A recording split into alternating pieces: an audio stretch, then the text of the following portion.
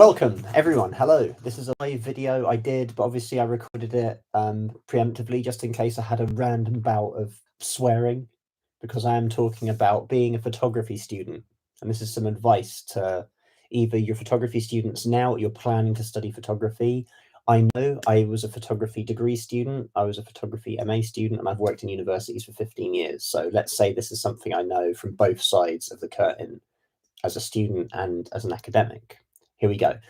Number one thing students are going to do to mess up their whole being a photography degree student, it might come as some surprise, is not taking photographs. Yeah, I'd say 95% of the students I've taught for like 15 years rarely photographed. If they did go do a shoot, they'd maybe only take 100 pictures, okay? Like with digital, it's not like when I was a student, you shoot medium format film, you shoot a couple of rolls. With digital, you should be shooting way more, especially as you're learning. Also, it's not helped by the actual system, because obviously the more assignments you have, the more the university is going to have to pay for academics to review that work, whether it's like a summative assessment or a kind of a final assessment. That's all going to take time, and time is money, and the universities just don't want to pay. So the universities will do stuff like have an 18-week module, and they ask you to make like 5 photos, which is crazy. So yeah, not taking enough photographs, okay? Number two, things, obviously, it's harder. I know this sort of teaching like young people over a very long period of time. I feel like it's got harder for some reason for young people to ask questions, just to say, hey, I don't understand. Now, I've seen this go south as well. And here's a nice tip. If you want to really stitch up where you're a photography student, and this is a horrible thing to do, I've seen it at a couple of universities, you just have to say, I don't understand. I don't get it, again and again and again. Even if multiple people have explained the project to you, what you're supposed to be doing, all you have to say is, I don't get it, I don't understand, I don't get it. And it's a real kind of cool trick, because what can we do? What can the teachers do? What can we do? I mean, the honest answer is maybe you shouldn't even be at university if you can't understand what's being asked of you, if multiple people have tried to explain it to you. But again, this has happened, okay? Classic mistake number 3, students leaving assignments to the last minute. Why is that bad? Well, I'm a professional photographer, right? If I was teaching you, I'd love to see the work you were making while you were making it, so I could give you some advice. So when you finally submit some photos, they're the best they can be. And usually what happens when people leave the idea to the last minute, they hand in literally one shoot. I mean, that's the whole point, guys, with project submissions for university. You don't have to shoot it in a day. You can have multiple goes. It's not like you're a freelancer working on assignment, you get one shot to do it. You can have a go again and again and edit down and select the best photographs and submit those.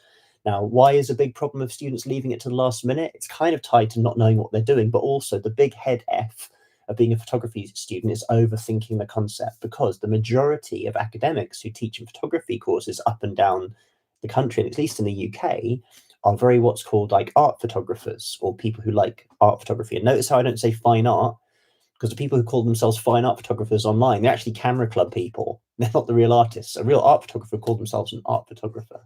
And because of that, they get in your mind, they mess with your head. They have you running around over conceptualizing stuff, not taking a single photo until finally oh, you've got to put something together. And then it just comes out. It's not really fully formed. It's not really solid. And you don't even understand it yourself, but you're just trying to appease these really conceptual tutors by making something really wacky. So again, watch out for that one. Tough thing in defense of the lecturers now, a lot of the students will treat the lecturers like they're the university. It's dude, right? The majority of academics are probably on 2 or 3 days a week, earning anywhere between 17 and 24 grand a year. All right, it's not a lot of money, is it? You think they're earning the 55 grand, like you've seen the BBC say, all these academics on 55, 60 grand. Yeah, that's if they're on 5 days a week. Most people teaching at universities are on 2 or 3. And a lot of them have to fight to even get to that contract, with years working on 0 hours. Even as, believe it or not, a year lead can do that. It's absolutely bonkers, okay?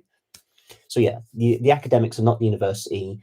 You're not getting one over the university if you're messing with your tutors, man. Your tutors there probably because, well, 1, they want to help you, or 2, that's it. That's it. They're there. Another classic one is bunking off classes. You think you're getting one over. You've come out of college and now you're here at uni and, oh, I'm not coming in, and no one cares. The truth is, right, you're paying whether you're there or not. yes, most universities will have some procedure if people don't attend and then they're going to get kicked off. In all my years and all the universities I've taught, I don't think I've ever seen a student kicked off a course. Why? They just want your money. You must think you're so cool to be like bunking off your classes and not doing anything and whatever. But, you know, in truth, you're just not going to become a very good photographer. And yet you've paid the same as someone next to you who is working really hard. So that's kind of on you. Obviously, if that wasn't obviously apparent, if any of you study photography degrees at this point, at least in the last 15, 20 years, everyone passes. It's very rare. I've only seen it once or twice where, again, it was horrible, but there was a very conceptual photography degree. Some nice girl did some like photojournalistic work, black and white, it was lovely, it was good stuff. And they failed her because it wasn't conceptual enough for them. They will do that. There are some very horrible people out there. So yeah, again, good advice. If you haven't started studying yet, really check out who your tutors are. Make sure their idea of photography at least somehow closely resembles your idea of photography. And what else? Finally, crazy thing to say, and you're probably like, what are you talking about, Ed? Academics, generally, your tutors in photography degrees can't really be critical of you. Like most of them won't. And the reason they won't is the universities have them bent over a barrel that their students have to give good, happy survey results for what's called the internal student survey and the national student survey. And the reason why senior leadership teams go crazy about this is it affects the league tables of the university. Now, imagine if it was your job to make a room of 40 18-year-olds happy. Yeah, it's crazy. So this is why you'll get a lot of tutors who will not dare criticize the students' work. They'll be, oh, it's amazing, this is all good, because at the end of the year, they're going to be able to tick that box and be like, that bad teacher. So if you do get a tutor who does criticize you and does try and improve your photography and help you, my God, man, hold on to them. Be really cool with them and, you know, do all the games in the university to make sure they're okay, because they're actively trying to help you. They are really trying to help you. Yeah, some people could be douchebags. You know what they're going to be like if they're just sticking the knife in. Just, you know, screw those guys. But if people are actively trying to help you, don't do them at the end of the year and be like, oh, bad result. Teacher Stephen was really nasty to me. It's like they probably weren't. They're probably just trying to help you, genuinely help you. And in this life, I can tell you there aren't many people who will be genuinely trying to help you, like I am. Like I am now. How wonderful. But yeah, there we go, students. So good luck with that. But I've heard horrible stories of very famous British photographers traveling around the country and always walk in and be like, you don't photograph enough. And like the first one I was saying about like that, well, it's not so much that. It's just that when you're on your shoots, when you're doing these things, don't just take 50, 100 pictures. You're shooting digital. Rinse it. Go for it. Experiment. Play. My God, man, it's so much easier to learn photography than when I was a student, because digital didn't exist. And now it exists. So yeah.